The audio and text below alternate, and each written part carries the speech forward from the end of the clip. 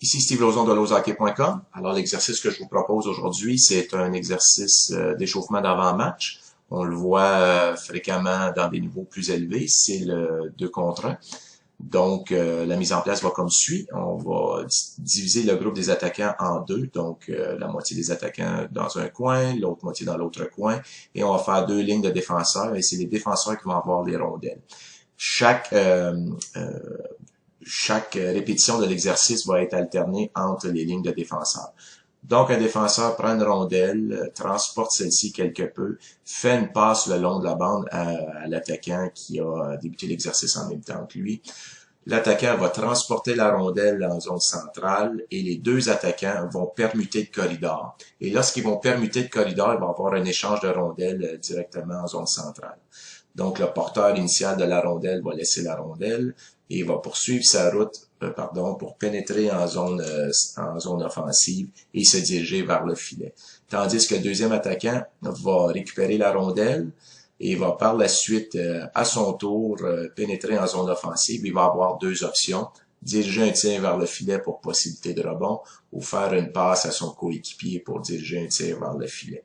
Vous allez comprendre que le défenseur, lui, va poursuivre sa route jusqu'à la ligne bleue, va faire un pivot avant-arrière pour jouer un 2 contre 1.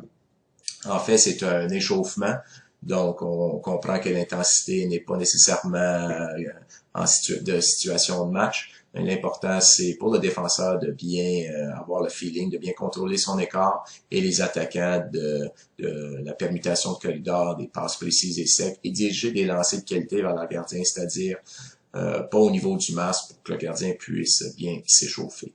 Une fois que la répétition est faite, on fait exactement la même chose, mais c'est le deuxième défenseur, c'est-à-dire de l'autre ligne, qui débute et fait une passe à l'allié rapproché.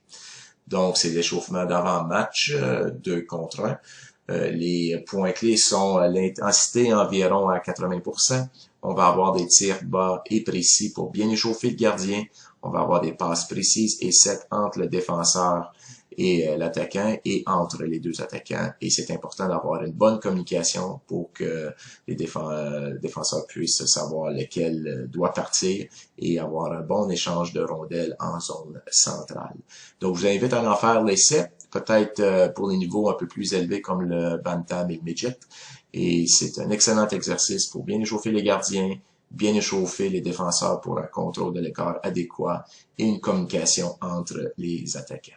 Alors, pour plus de conseils, trucs, vidéos ou exercices, je vous invite à visiter mon blog à www.lozhockey.com.